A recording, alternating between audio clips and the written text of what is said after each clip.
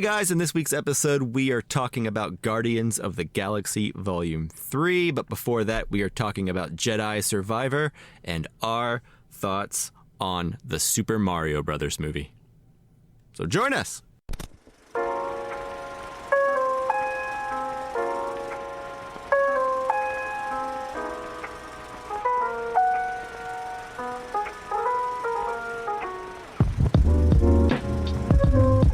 Hello and welcome to the Casual Cinecast powered by Cinelinx. My name is Chris, and in honor of Guardians of the Galaxy Volume 3, Mike, how you doing today? I want to know your favorite needle drop in all of movie history. So it's just a small, easy thing to do. What's your favorite song in a movie? Okay, and to clarify, that does not include score, right? I can't include any of the score from The Good, the Bad, and the Ugly. No. It has to be a song dropped into a movie, correct? Only if that score was used in another film. You know what I mean? Right, okay. Yeah. All right. So the Kill Bill would work because it's been in all sorts of films. Yeah. The Kill Bill from Super Mario Brothers. Yes. Perfect. No, Nailed it. Just kidding. That's not my answer.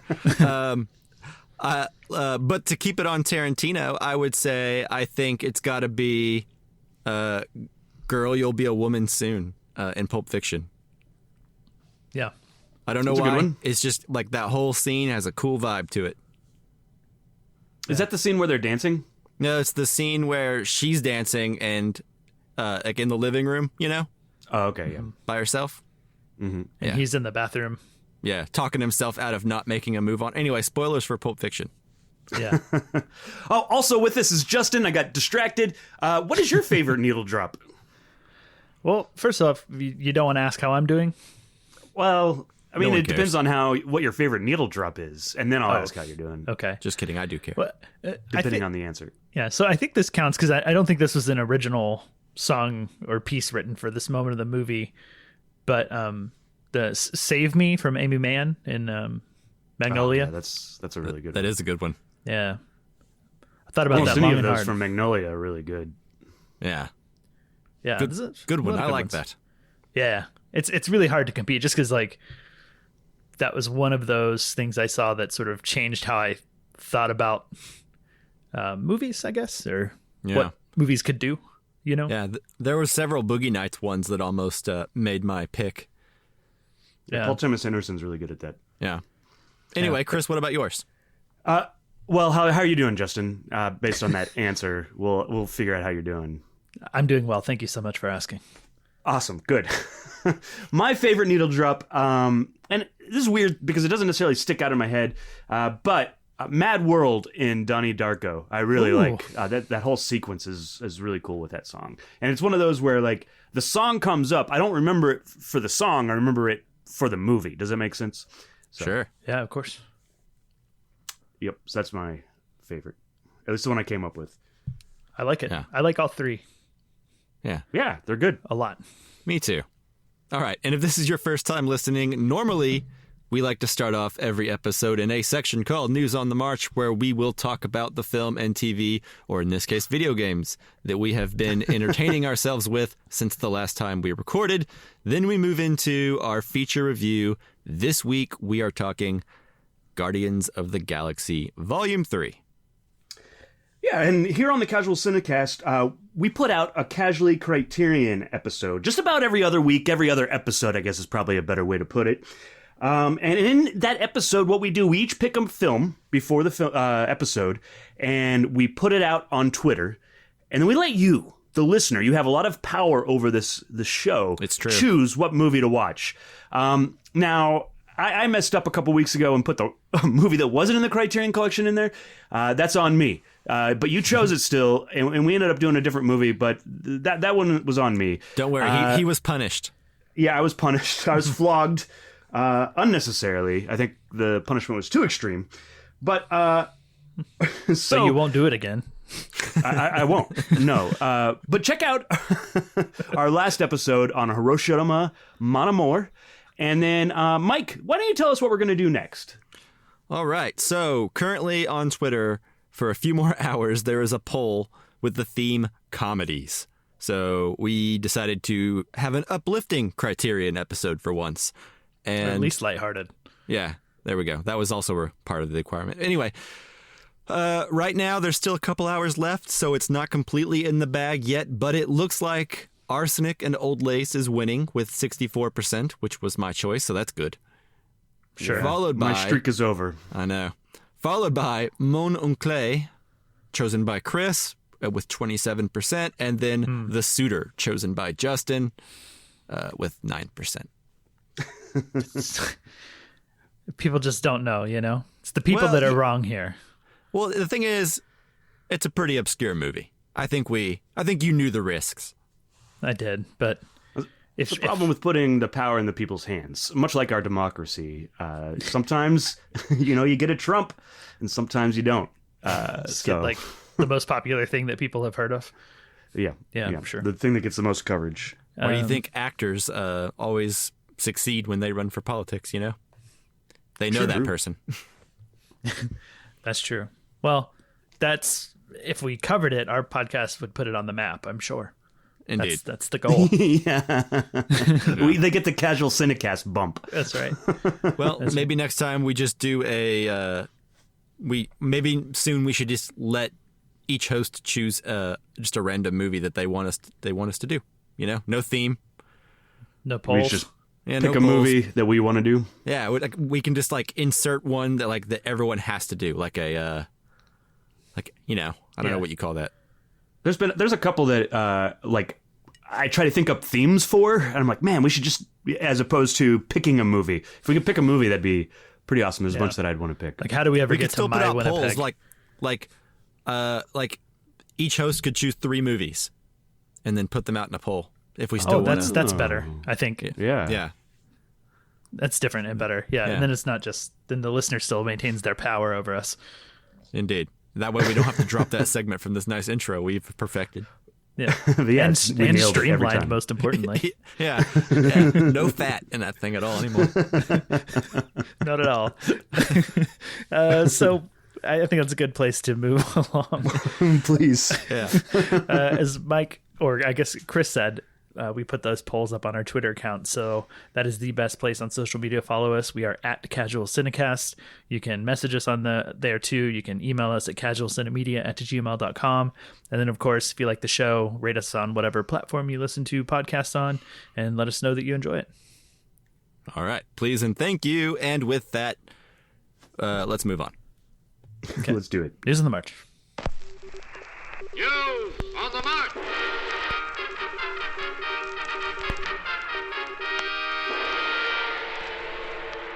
All right, so here we are in News on the March. The first thing we're going to talk about is Jedi Survivor, which I don't have a PS5. I don't even know if it's available on anything else, which I don't have any gaming systems, so that makes it difficult for me to play. I have a computer. Is it available on computer? That's the first question. Justin, is it available on computer?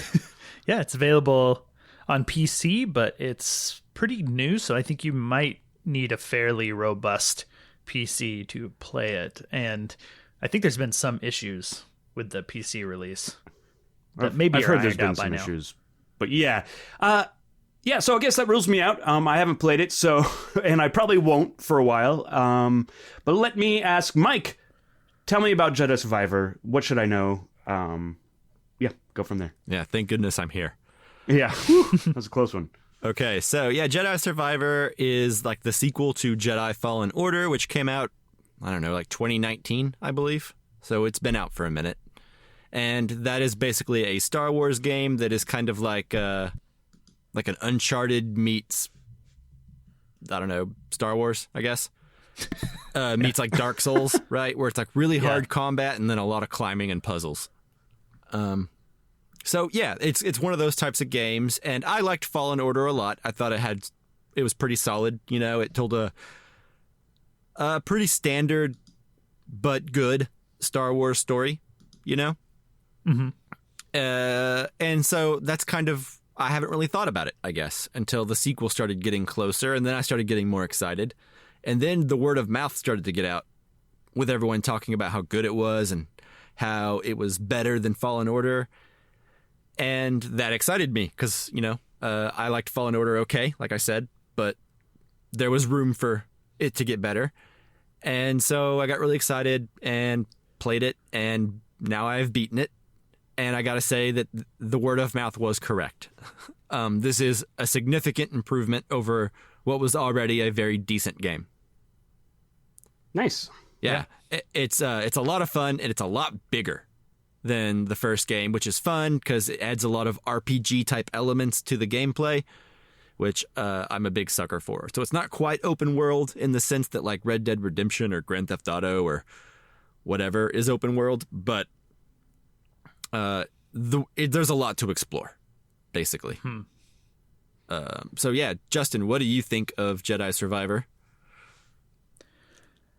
I just finished, I think 2 days ago, the main story, and I still have some exploring left to do to truly experience everything the game has to offer. Yeah, same here. And yeah, I mean, in terms of story, just as like a big Star Wars fan is well documented on this podcast. Yeah. I think it's Also same. Yeah, it's really great. It kind of touches on and dives into like some of the High Republic stuff, which has, to my knowledge, mainly just existed in the books. Books and comics. Books and comics. Audiobooks. Yeah. Yeah, so to see them on the screen was very cool, and kind of made the High Republic's stuff feel a little bit more attached to Star Wars as I know it. Yeah, which is wait till the Acolyte comes out. Yeah, so we're obviously we'll have that stuff coming out that'll connect it, but this is doing that for me right now, which is very cool. And I didn't look up anything about the game or even read anything about reviews or plot summary, so that was very much a surprise to me. That was awesome, and I'm actually pretty new to these games. Fallen Order I played earlier this year because Survivor was coming, and then I even read the book they released that takes place in between games that kind of fills in some of the space, because I think the games are 5 years apart. Yes. Is that right? Yeah, that's right. So needless to say, I'm pretty well bought into the characters and the story. And as far as the game goes, I enjoyed it. I thought it was fun. I play on the easy difficulty level, not the easiest for this game. The last game I had to play on the easiest difficulty level, which is completely unchallenging. But this one I was able to go one step up from the easiest. Or really they added like a difficulty in between, which is cool for me because this is not really my type of game. I'm a much more like slow paced, to casual gamer. Like I like card games and this is a twitchy game. Turn-based like RPGs or like farming sims, that sort of stuff. Yeah. Not your traditional story narrative shooting action kind of game. Yeah. So this is a big departure for me, but I kind of took it in for the story. And but you like RPGs, like at least PS1 era RPGs. How did you find the added RPG elements in this game? I enjoyed it a lot more, like all that extra stuff. Just like world to explore and collectibles and all the lore, which the first one has a lot of the lore stuff too, and collectibles. But I think this game's I think the storytelling in this game is vastly improved. It's just more compelling all around, I think, personally. Mm-hmm. Yeah, I agree. I think I can't think of a way that this game isn't better than the other one, than the first. Yeah. What about the story elements? Besides just like gameplay and like your enjoyment of the combat and the difficulty and everything like that, did you find the story as compelling as the first one, or more so, or what? I found it more compelling, and that could be because I got attached to the characters having played the first game so recently and read the book. Mm-hmm. So a lot of what the characters are doing and where they're going was kind of already had its hooks in me. I think very fresh. Yeah. I think there are some really big moments in both games that are probably equal, that just as a Star Wars fan in general, like it would be worth going to watch the cutscenes just because they involve some characters we know from other Star Wars stuff. Sure. That's cool. And those were just kind of amazing in both both games that are well worth it just to have in there, because these are canon. Mm-hmm. And maybe one day they'll have an effect on something, maybe not. Well, I mean, know. I personally, like, look at what Cal Kestis looks like. He looks like the actor who plays him, right? Like, so, Yeah. I don't know. I feel like it's only a matter of time before they stick him in something. Yeah, that's true. And that's another good point about these games is that, they, to my understanding, went pretty hard on the motion capture and performance capture. Well, it looks great. Like Yeah. the facial animations and stuff like that. Like, we're at the point now in video games where, like, I forget I'm like watching a game sometimes because they can emote so well, Mm-hmm. Yeah, the performances are really good, and the graphics and visuals are really good. So, yeah, a lot of times, especially when I'm playing on like the easiest combat setting, so I can just kind of like button mash my way through every fight. Yeah. A lot of times it's just like watching another long, Star Wars entry. I mean, I don't know how long the gameplay was, like the story gameplay. I would say probably about 20 hours. Yeah, that was going to be my guess. 21 hours. 20 hours, yeah. So I'm very happy. Yeah, I don't know. What did you think of like the gameplay and stuff from someone who likes these games more, or plays more of these games anyways? Yeah, well, I play a lot more like single player story games, I guess. That's kind of my bread and butter. Things like Red Dead Redemption or Ghost of Tsushima or Mass Effect. Like, I don't really care what the gameplay style is, whether it's fighting or shooting or whatever. Mm-hmm. I'm usually into stories. So I'm not good at things like, like Dark Souls. Not saying that doesn't have a story, but I'm not watching cutscenes with like characters, and it's a different kind of thing, right?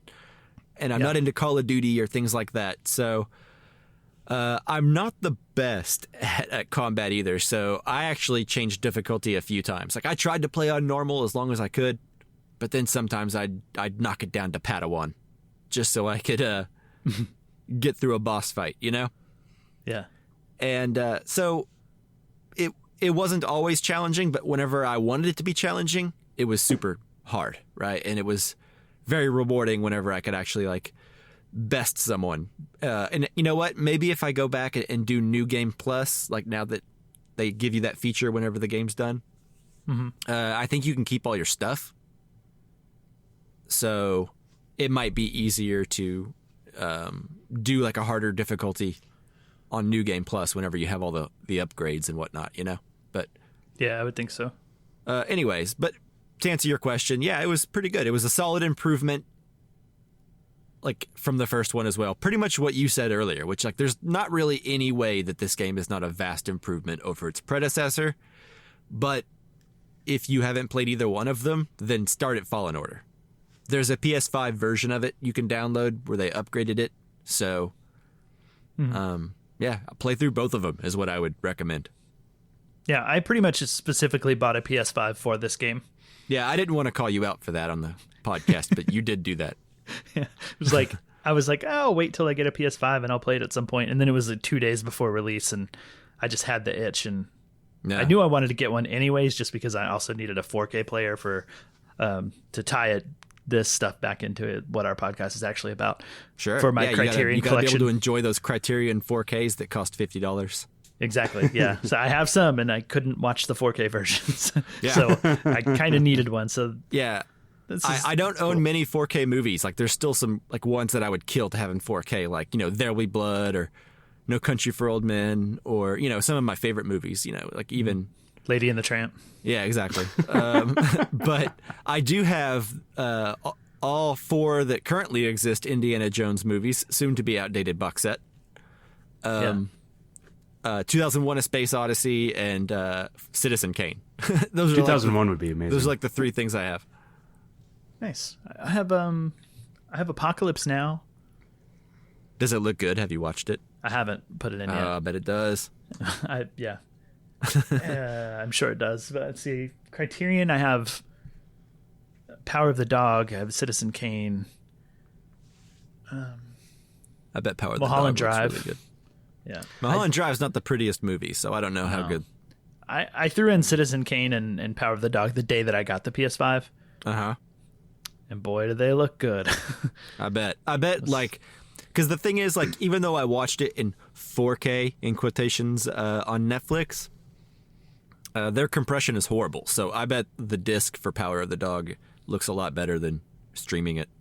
Yeah, I'm curious. Like, I feel like streaming or playing a Blu-ray on your like local player would probably look better than streaming 4K. Like a regular Blu-ray? Yeah. Like a 1080 HD. Yeah, I mean, I would copy. prefer to always watch a disc if I have one, just because the fidelity is just so much better. Mm-hmm. You guys really jumped the gun, I gotta say. You should have waited for the 8K player to come out. Yeah. When we don't have TVs large enough to tell the difference, probably. That's true. Yeah. If my TV was twice as big as it was, it wouldn't fit in my living room. For real. Probably. Okay. Anyways, anything else we want to talk about with Jedi Survivor? Nope. Just worth it if you're a Star Wars fan. Yeah. Or if you enjoy like single-player story games. Yeah. All right. Anyways. Absolutely. Okay, so the next thing, I believe, Chris, you watched today before we record this, right? And that is the Super Mario Brothers. Yeah. Right? Yep. Okay. Yeah, I watched it. Left me hanging for a minute. My bad. Okay, so Chris, what did you think of this movie? It's okay. Yeah. The animation's really good. Ultimately, there's not much. I don't think that there's much of like the story is not super great. It's not like a Pixar movie that pulls like that kind of hits the four quadrants. If I were like 10 or younger, I would love this movie. In fact, you know, like as a kid, I was obsessed with Mario Brothers and Legend of Zelda and stuff like that. I would have loved this movie. But as is, I am much older. Yeah. And it's okay. The animation is great. And it's a fun watch. I think I guess the way I would say it is, for its demographic, I think this movie is straight aimed at kids, and for that, it's okay. For me, I could take it or leave it, type of thing. And I think that kind of goes with the whole Illumination, which is who made it. Most of their movies are not for me. Like the Despicable Me movies and the Minions movies. Yeah. They're cute, but they're not necessarily for me. I like watching them in clips. Does that make sense? Sure. Yeah, so if you have a kid, watch it. Maybe you can have your phone with you and you can play a game while you're watching it, but I can guarantee your kid will love it. It's not in the theater. You can rent it. No, not in the theater. Yeah. It's not in the theater now anymore. It's streaming. Oh, that's true. So, yeah. So if you're at home, you can, distract yourself. Candy Crush. But Mike, Candy Crush? Yeah. Yeah, okay. It's my but advice. not in the theater. No. Yeah, but not in a theater. I never recommend pulling your phone out in a theater. And plus, this movie's done $1 billion, $1.5 billion. It doesn't need any more money. But Mike, what did you think? I think you kind of hit the nail on the head there. It's a movie that did not offend me. I didn't hate the experience of watching it. Sure. It moves. It's like an hour and like I think less than an hour and a half, barely. Sure. I mean, whatever. I mean, like it's a very non-offensive movie. The thing is, it's also not that funny or clever. It's not trying very hard. Yeah. No, there you go. But like, what's there is enjoyable. It's just, I mean, not that funny, but it's inoffensive. I guess is the highest praise I can give it. Sure, yeah. I wasn't bored. I was kind of disappointed at several sequences that things weren't funnier or whatever, but I felt like I'm missing. There's like a couple times where I thought there was going to be a punchline to a joke that had happened earlier, sure, or just something that happened earlier. I thought they were going to call back to it and make a joke out of it, right? Yeah, and then they didn't, and I was like, oh, yeah. It just seems like they're like, this is the brand. We got to put this out, and it's got to be on brand as possible. So yeah, I mean, a couple more jokes to punch it up. Jack Black, I think, is having a lot of fun here. I liked him more than I thought I would. Chris Pratt's voice did not disappoint me the way the internet had me thinking it would. I thought he did all right. It's just like a Brooklyn accent, whatever. Like, it didn't sound like Star-Lord, so that was good. Yeah. I don't know. Yeah, it's everything's fine, I guess. If they came out with a sequel, I will definitely watch it, and they will. So I probably will. Yeah, it made I hope it's ton of better. money. I hope they learn and make a better movie. Yeah, I think this movie is. There's no if there's a auteur theory. This movie, my theory would be it's a brand auteur theory. Like, this was made by a brand, to be as inoffensive as possible. It's it's an hour and a half commercial, essentially. But sure.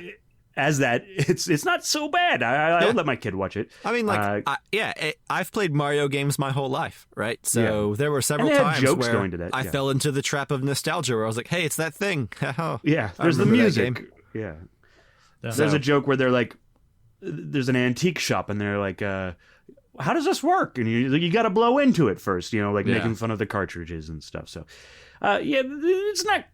Yeah, I would recommend only watching this if you have a child or a person that likes cute things to watch it with.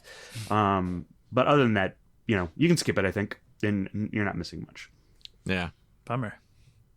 I was hoping you guys would convince me to watch it because I kind of wanted to, but I kind of didn't.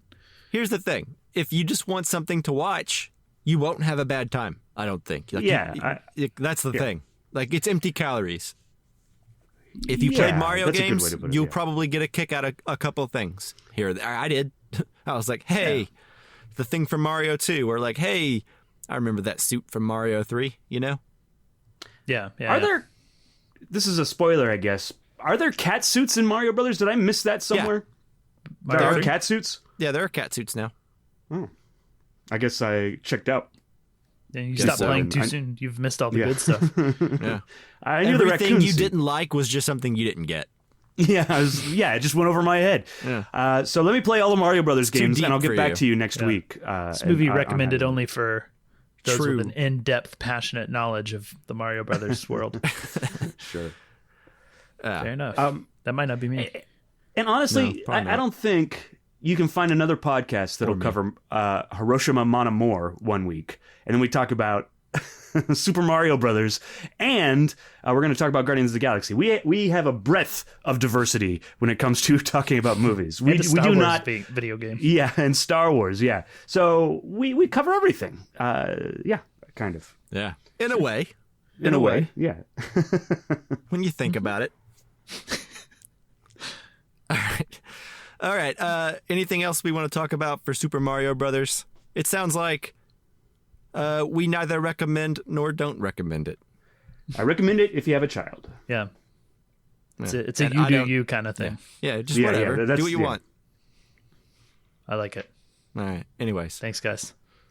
Guardians of the Galaxy Volume 3 review now. Cue needle drop from the trailer, I'm sure. Yeah, probably.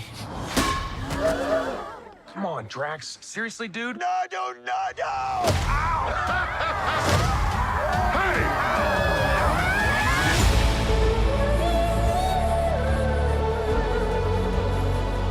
Don't forget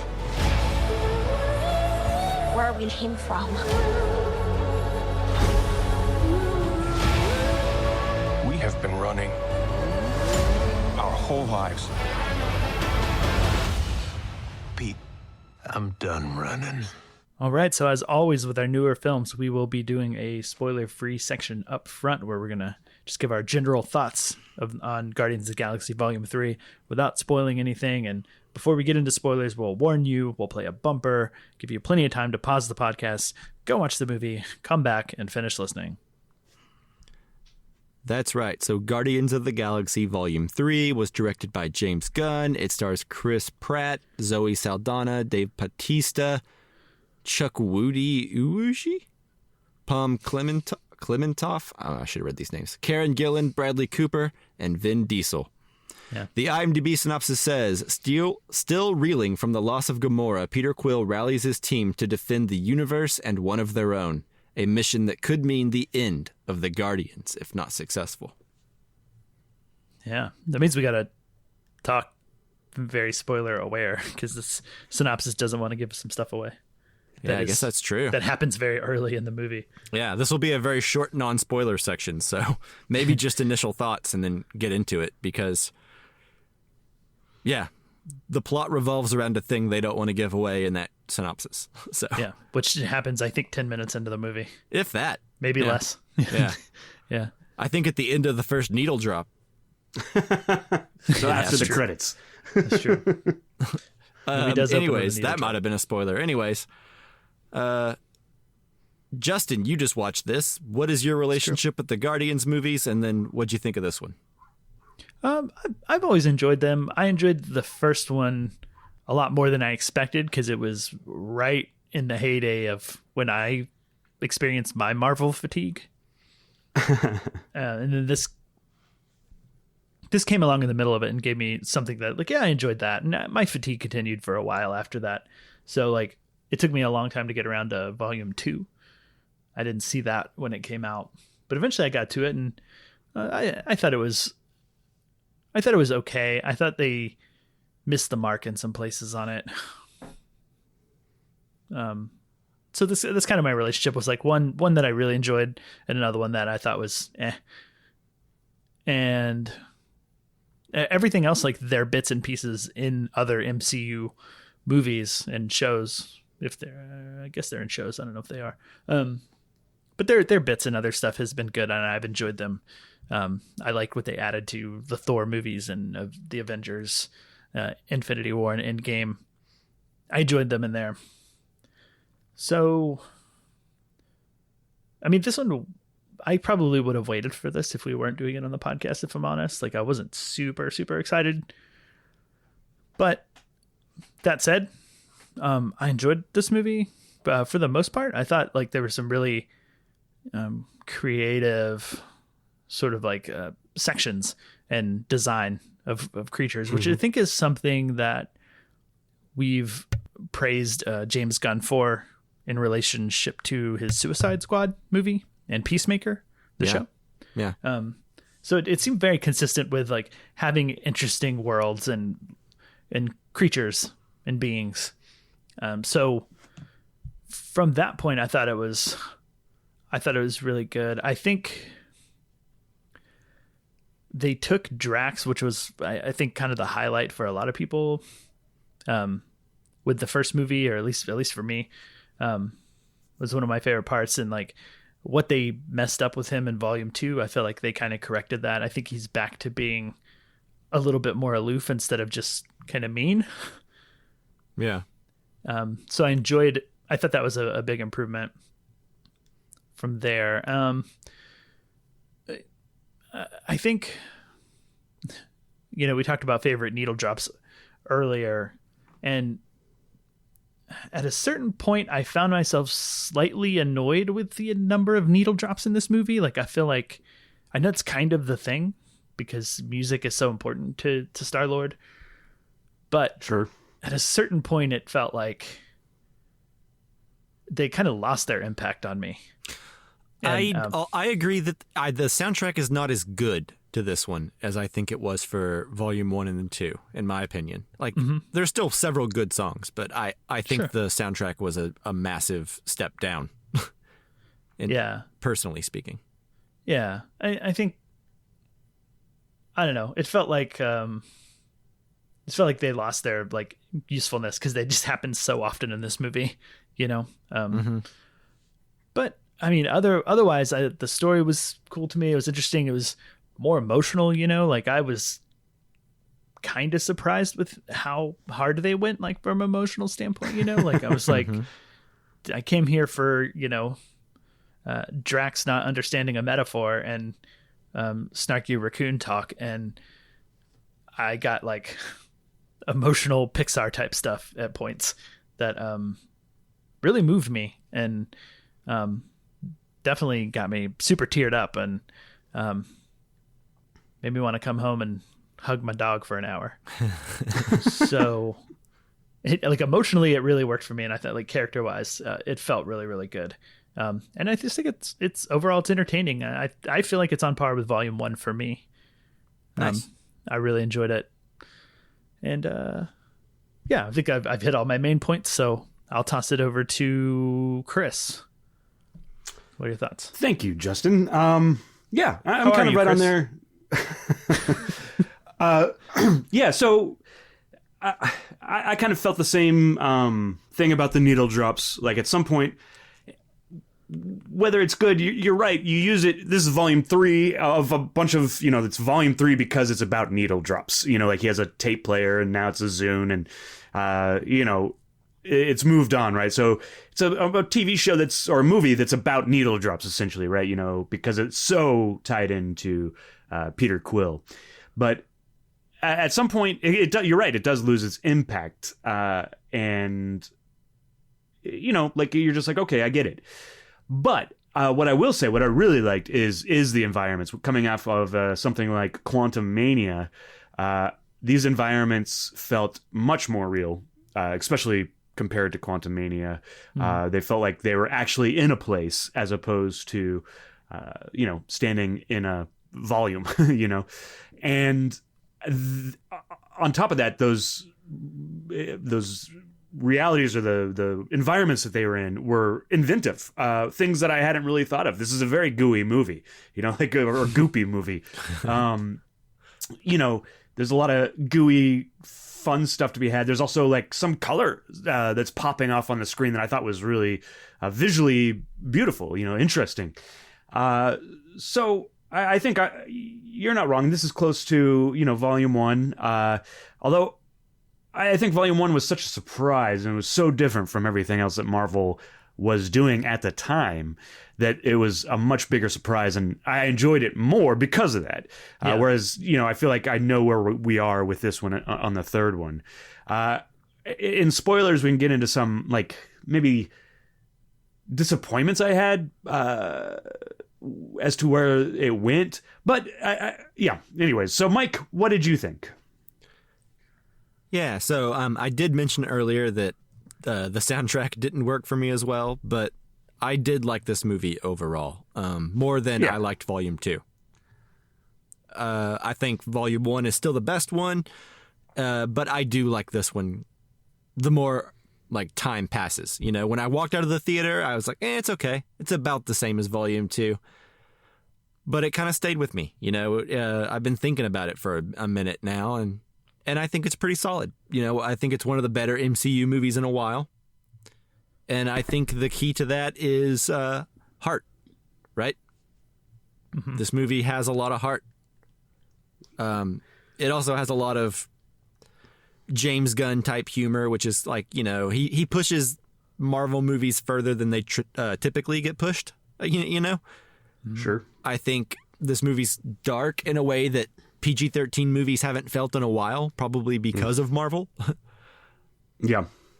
But I liked that element of it. It was a little heavy when it needed to be, and it was more emotional than I thought it would be. Yeah, I had to check the rating later to make sure it wasn't an R. Yeah, it's like an old school PG-13 movie, the way they used to make them.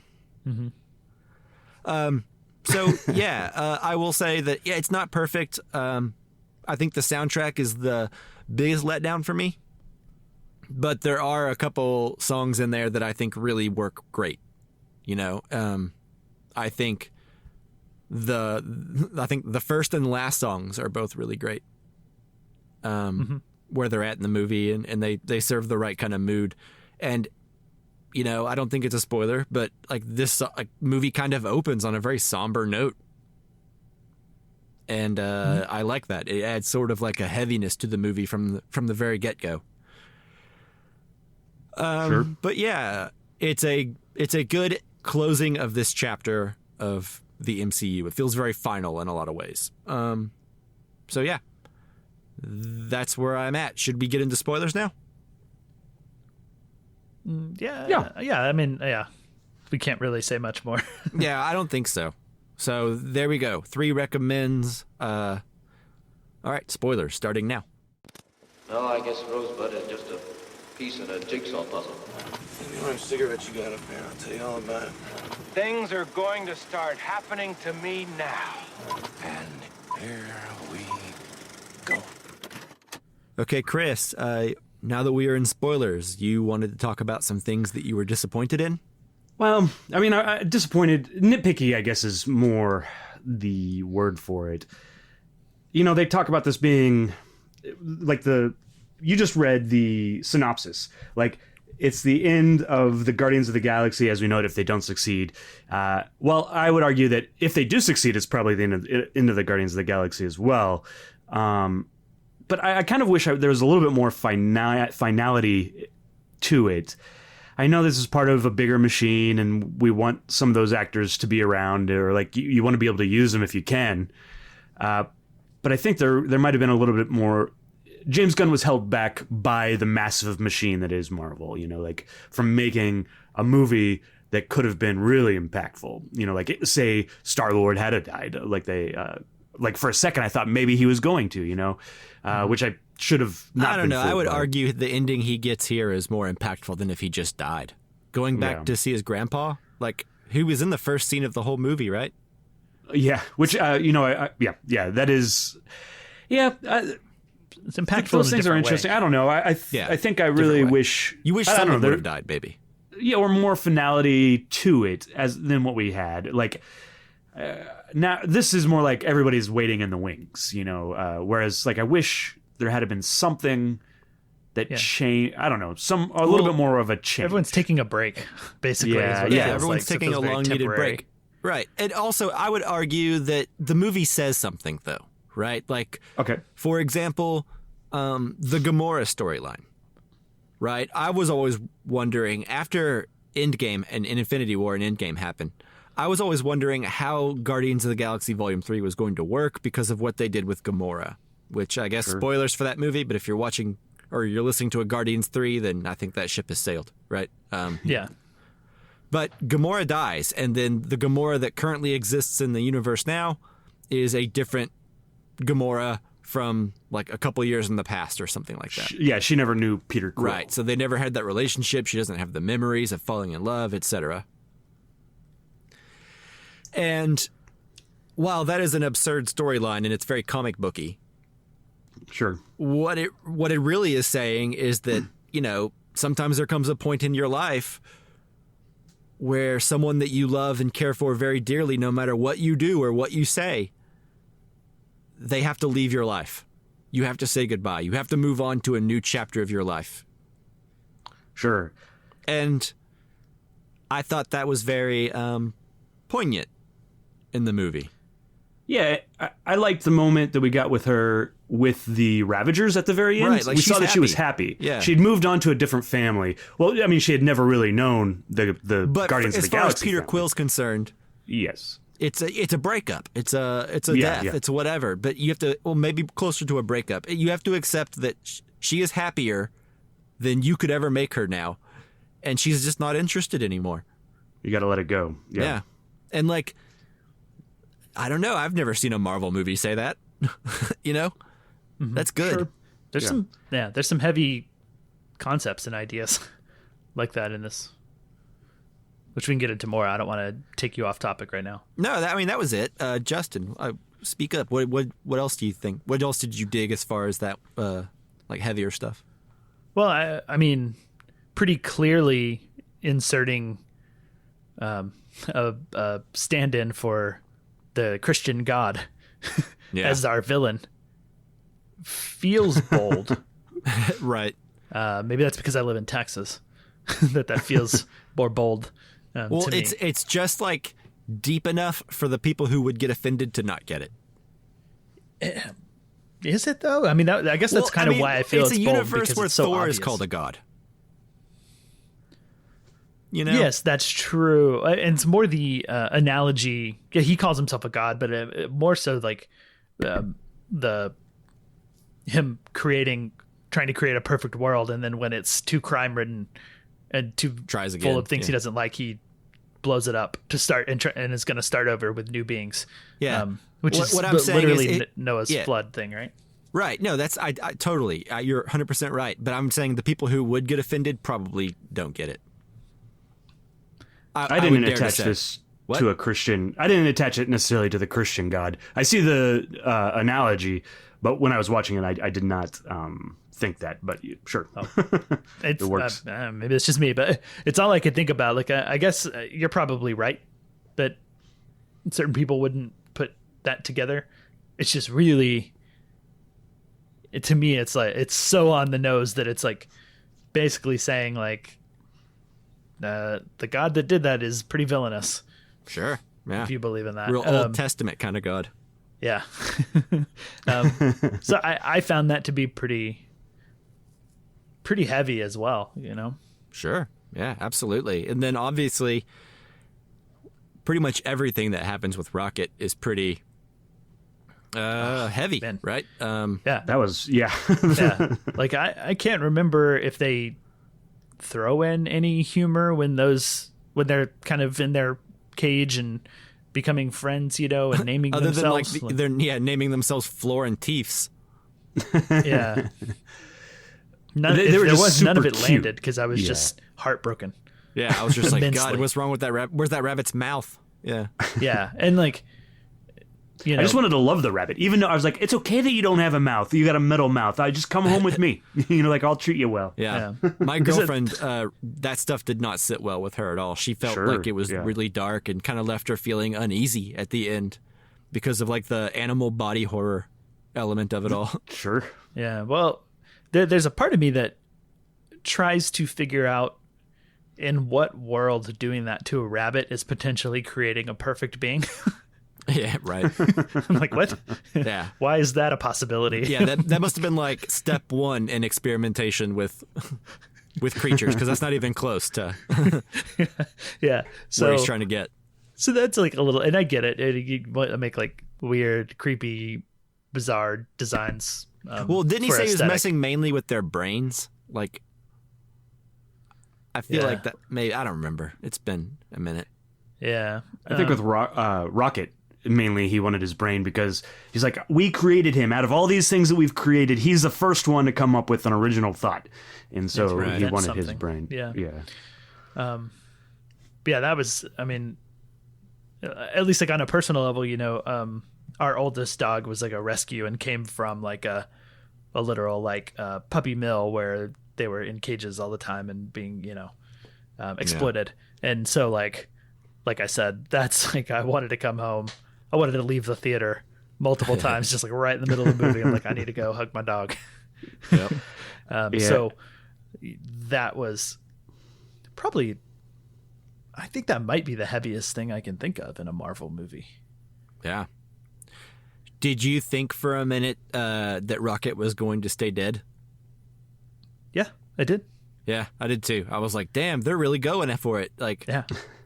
and maybe that's where Chris got a little Well, I never thought robbed that of his Rocket was emotional going to die. finality. You didn't think so? No, I thought like Rocket needed to come back.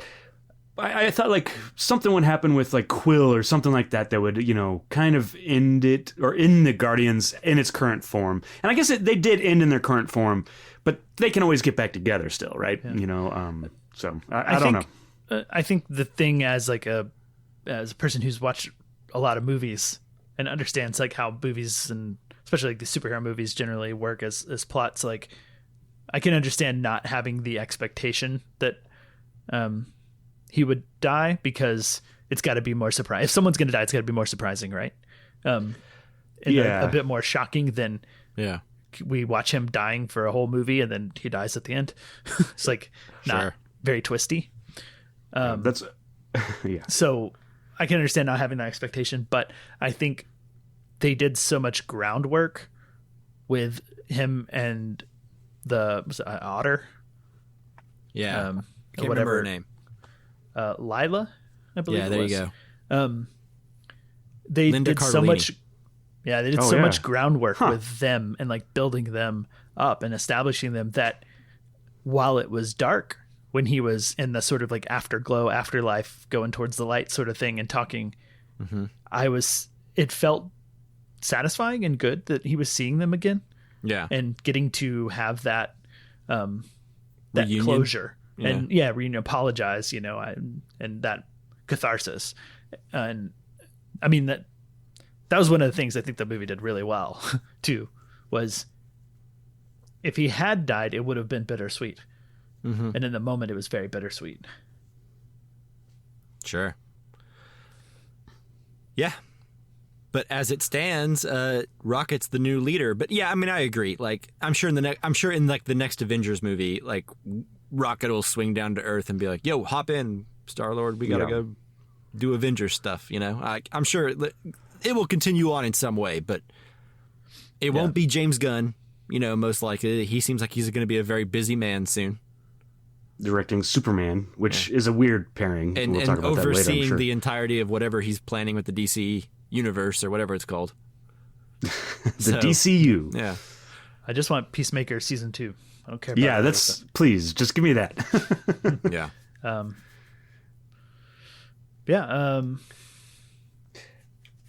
I thought where I got tricked was I thought Peter Quill was going to die. And I thought it was perfectly fitting. I was like, because he was going to die for his music, you know? Yeah. He went back to get his music, and then, his body's freezing. And I was like, this is perfect. Let him die here. Getting his music, that would have been amazing. And that's why I guess I was disappointed, because I thought that was such a good setup. I'm like you on the Rocket scene. Like, there was never a second where I thought he was going to die. Yeah.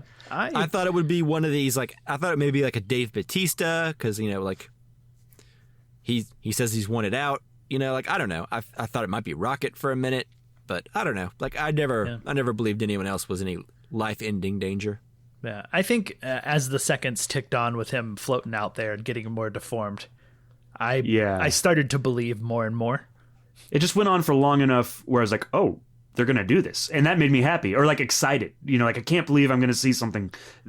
That would be surprising to me. Yeah. And then it kind of copped out. Yeah, I definitely think it would have been really good in its own way to leave it there. But I do like where we ultimately end up with him. Yeah. Probably better, but... Yeah, I felt like it was a payoff to... what character was it that at the beginning of the movie they talk about family and... they foreshadowed it. I figured he had to go back to Earth. Yeah. Oh, don't remember. Maybe it was the dog. The cosmonaut dog. Yeah. I do like the cosmonaut dog and the joke, the running joke about the good dog. The bad dog. You're a bad dog, yeah. Call me a good dog. I'm a good dog. Yeah. And I will say that is probably a thing, because I can't remember his name, but Sean Gunn's character. I forget what his name is in the movies. Does anyone here know? No. Okay, well, here's the thing. I felt like every character had a little arc. Most of them weren't that big. They didn't all get a Rocket-sized arc or a Peter Quill-sized arc, but sure. Everyone had an arc. That guy with his little whistle and the dog, and Drax had something. I was with Justin in the sense that Drax felt more like Guardians 1 Drax in this. It seemed like in part 2 he kind of forgot all about his backstory with his family and his daughter. Yeah. And in this one they dive back into that theme in a really, I think, satisfying and heartfelt way. Yeah. To where I just didn't know this movie was gonna try so hard to I don't know. I mean, it felt final to me for a lot of it, so maybe that's where I differ from Chris. I don't know, everything felt pretty final in this movie, at least not necessarily final as in we'll never see these characters, but final as in if we don't see these characters, this is a good place to end them. Yeah, I think most of them... Sorry, go ahead, Chris. Just a good 3-movie arc. We may see him again, but it'll be a maybe different they'll pick chapter. Up new arcs. Yeah. But most of them end up evolved past Guardians of the Galaxy, if that's what happens with their characters, I think. Right. Because even Drax they pretty much take away his Drax the Destroyer name. He's Drax the Dad. Yeah. Right? Right. Which I thought was very sweet. Yeah, Nebula's come a long way. I like Karen Gillian. I thought she was really good in this. Yeah. I kind of want her in... It's such a bizarre performance. Yeah. What she's doing here with this character, but she's doing it, and she's got some pretty good comedic timing considering it's just a bizarre choice of whisper yelling. Yeah. They do yell a lot in this movie. She does in particular, and her and Mantis, I think there are a few times in the movie where emotionally it seemed like they were ramped up to 10 and yelling for humor's sake, and it didn't necessarily match with like where they were 2 lines before that. Yeah, maybe so. It's kind of jarring to me at times. I think it works a little better with Mantis than it does Nebula at all times. But I will say a nice thing here about Mantis is that I really enjoyed the scene where she like convinced the security guard that he was in love with Drax. That seems to be a thing that she does frequently and finds like personally really funny. Yeah, that was maybe the funniest thing to be, and it's like it really hinges on Drax's performance. Yeah, he's just uncomfortable and doesn't want to look at him. Yeah, just kind of like shy and going through the motions, but like shy in a way that like it's not like cutesy. It's just awkward. It's just uncomfortable and funny. Yeah, because he's trying to be polite as much as he knows how. Yeah. But he doesn't want to hurt the guy's feelings. Yeah. Yeah. But anyway, I feel like both of their characters, well, maybe not Mantis. I don't know what arc she had off the top of my head. I'm sure I could come up with one if I thought, but I like where Nebula ends. Like she's social and she's like wanting to be like a proactive member of a community, as opposed to the aloof, angry person that she's been. So it's like the point is like every character, most of them anyway, get something like that, Yeah. Yeah, and it felt good. Yeah, I agree. Anyways, let's see. Something I didn't like, because I feel like I've been pretty positive. Yeah, I mean, you've hit on the soundtrack. Yeah, the soundtrack wasn't crazy about. Some of the humor goes on a bit too long, for like too much. Like nothing as egregious as like I don't know if you guys remember this joke in Guardians 2. But there's a whole segment where like Rocket's kidnapped by Ravagers, and one of them's name is Taserface, and Rocket goes on like a riff about how his name is really stupid and laughs at him. Yeah, I remember that. Like to me, like that kind of summed up what I didn't like about Guardians 2. This thinking you're funnier than you are moments. There's a little bit of that here, like maybe a little bit too much Nathan Fillion. I don't know. What did you guys think? I enjoyed Nathan Fillion, and I just kind of enjoyed that world in general. It was really creative.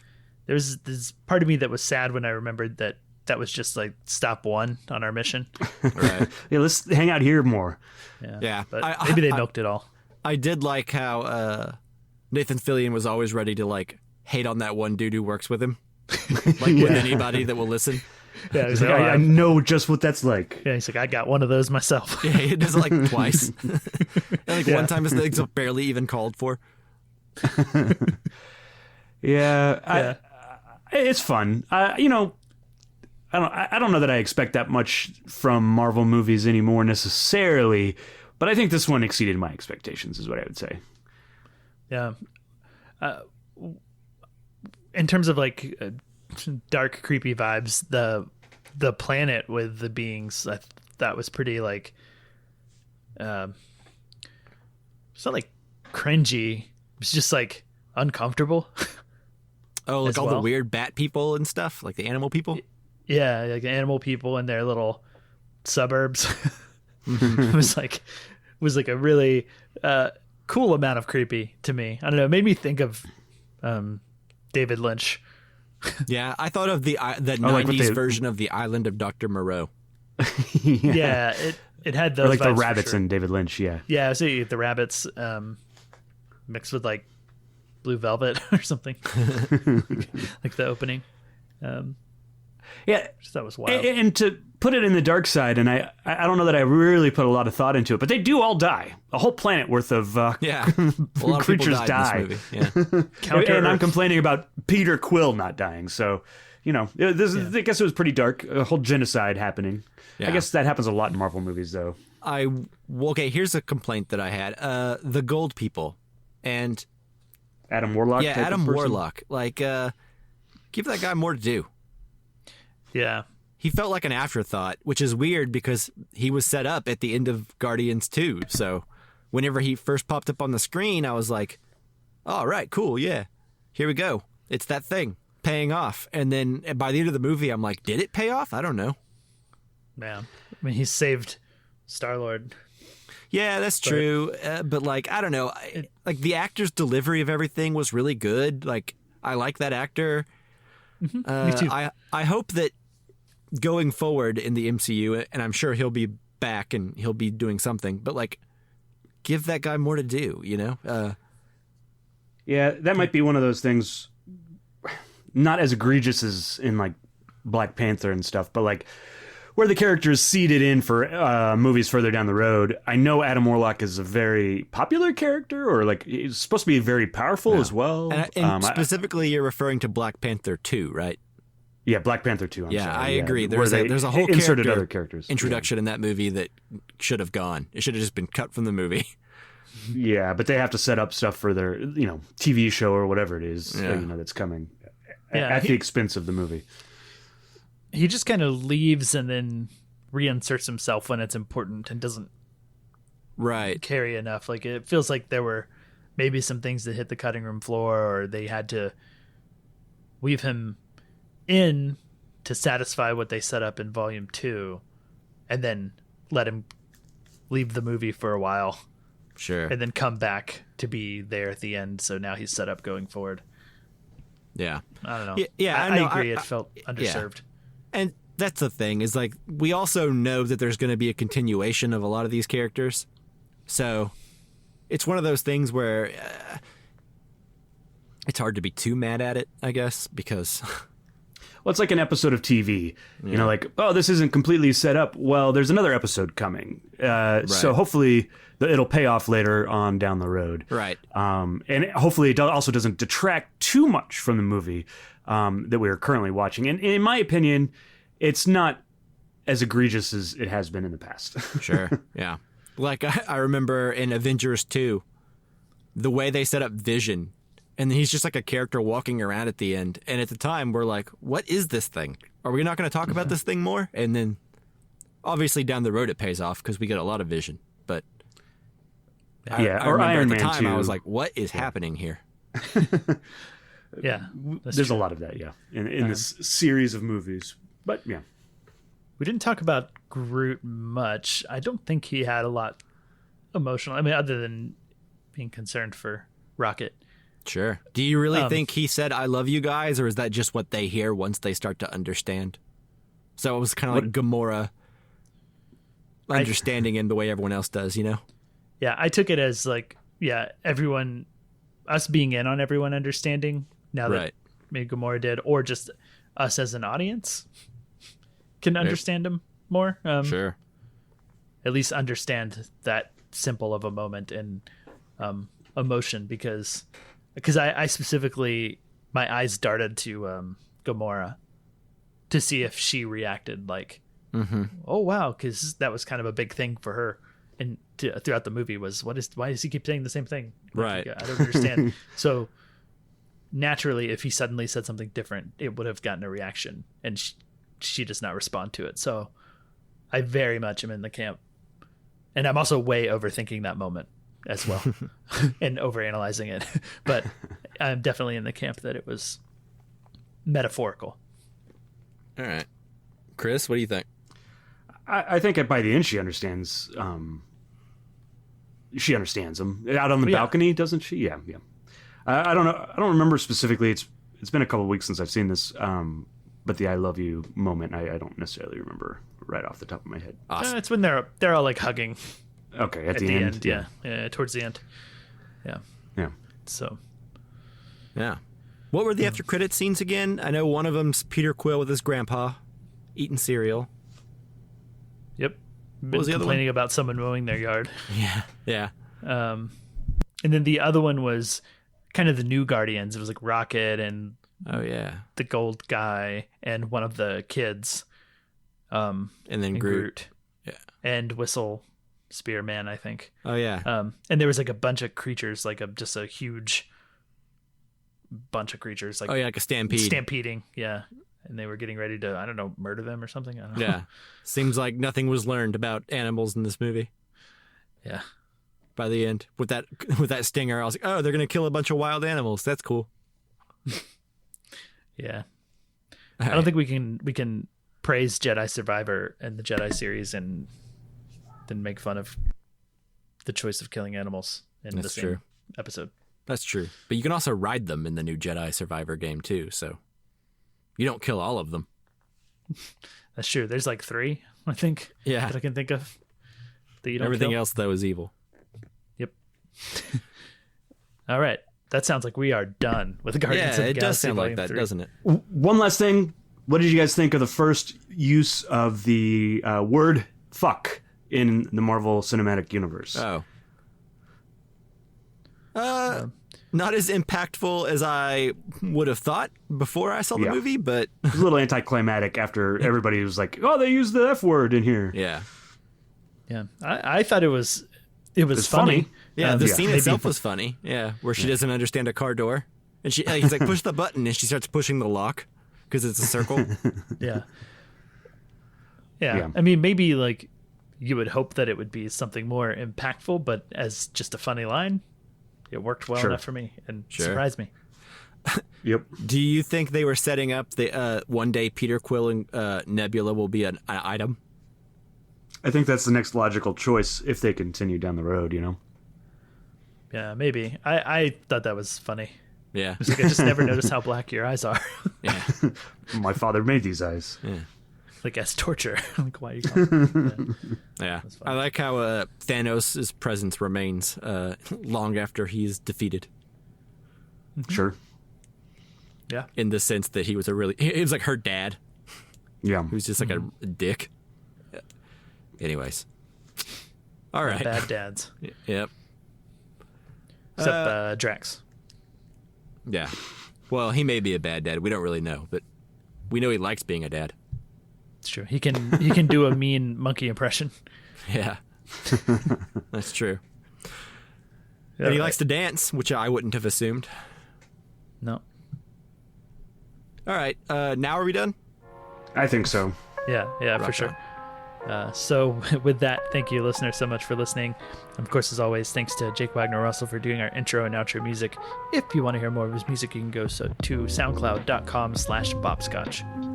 All right. Stay tuned to this channel. Like, subscribe, all that stuff. Our next episode will probably be a Casualty Criterion episode on arsenic and old lace, unless this poll changes very quickly.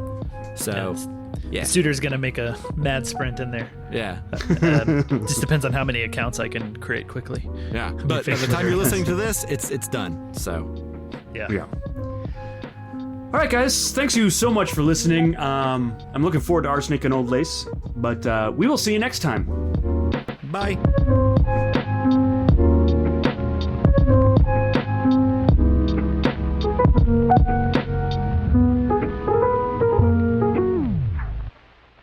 I had to think about it for a second because I was actually wondering if I was like, is this supposed to be Super Mario Bros? Because it's BROS in the title. Please don't say that. Yeah, it's brothers. Well, that's what I had to Mario think Brothers about for a second. And I was like, wait, am I wrong? I do that with are you guys familiar with the coffee company Dutch Brothers?